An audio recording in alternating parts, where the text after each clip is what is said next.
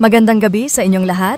Ngayong Lunes ng gabi, October 27, 2025, narito ang pinakahuling ulat sa lagay ng panahon.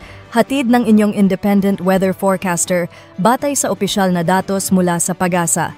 Base sa pinakahuling satellite animation, patuloy pa rin nating minomonitor ang low pressure area na kasalukuyang nasa karagatan ng Dumaran, Palawan. Sa ngayon, mababa pa rin ang tsansa nito na maging isang ganap na bagyo. Ngunit inaasahang tatawirin nito ang Palawan ngayong gabi o bukas ng madaling araw at posibleng lumabas na sa West Philippine Sea. Pagdating nito sa dagat kanluran ng bansa, maaaring tumaas ang posibilidad na ito ay maging isang tropical depression. Ang nasabing low pressure area ay nakapaloob sa Intertropical Convergence Zone or ITCZ, ang linya kung saan nagsasalubong ang hangin mula sa hilaga at timog na bahagi ng mundo. Ito rin ang dahilan ng mga pag-ulan sa kanlurang bahagi ng Southern Luzon, Visayas at Mindanao. Samantala, nagbabalik na ang hanging amihan o northeast monsoon na unti-unting nakakaapekto sa extreme northern Luzon. Mayroon ding shear line na dulot ng banggaan ng malamig na amihan at mainit na easterlies sa hilagang bahagi ng Luzon, habang ang easterlies o mainit na hangin mula sa karagatang Pasipiko ay patuloy na nakakaapekto sa nalalabing bahagi ng bansa. Para bukas, Martes, October 28, asahan natin ang mga sumusunod na kondisyon ng panahon. Luzon, sa Batanes, maulap na kalangitan na may scattered rains dahil sa northeast monsoon.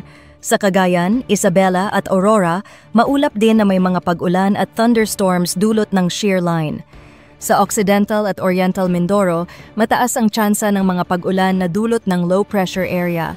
Sa nalalabing bahagi ng Luzon, kabilang ang Metro Manila, bahagyang maulap hanggang maulap ang kalangitan, may mga panandali ang ulan o thunderstorms sa hapon o gabi dahil sa easterlies. Visayas, Mindanao at Palawan. Sa Palawan, patuloy na maulap na panahon at scattered rains dahil sa low pressure area. Sa Western Visayas, Negros Island Region, Zamboanga Peninsula at Bangsamoro Region, asahan ang madalas na pag-ulan at pagkulog dulot ng ITCZ. Sa natitirang bahagi ng Visayas at Mindanao, bahagyang maulap sa umaga, ngunit magiging maulan sa hapon at gabi dahil sa easterlies. Sa rainfall advisory, dahil sa patuloy na epekto ng low pressure area, posibleng umabot sa 50 to 100 millimeters ang dami ng ulan sa Palawan mula ngayong gabi hanggang bukas ng hapon. Ang ganitong dami ng ulan ay maaaring magdulot ng flash floods at landslides, lalo na sa mga lugar na madalas bahain o gumuho ang lupa. At sa sea condition, wala pong nakataas na gale warning sa anumang bahagi ng bansa.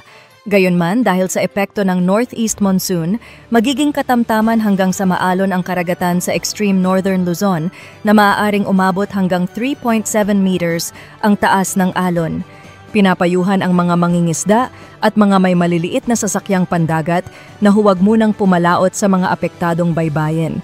Sa natitirang karagatan ng bansa, magiging banayad hanggang katamtaman lamang ang mga pag-alon na maaaring umabot ng hanggang 2 meters, ngunit mag-ingat pa rin sa mga offshore thunderstorms. Sa outlook for the next 3 days, sa susunod na 3 araw, generally fair weather ang inaasahan sa malaking bahagi ng Luzon, maliban sa mga panandali ang ulan at pagkulog tuwing hapon at gabi.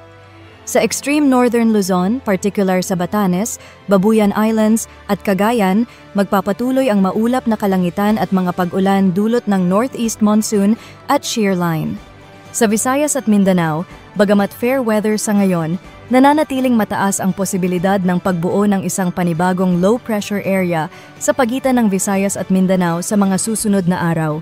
Dahil dito, dapat manatiling nakaantabay sa mga opisyal na update ng PAGASA, lalo na sa mga rehiyong maaaring makaranas ng pagtaas ng ulan.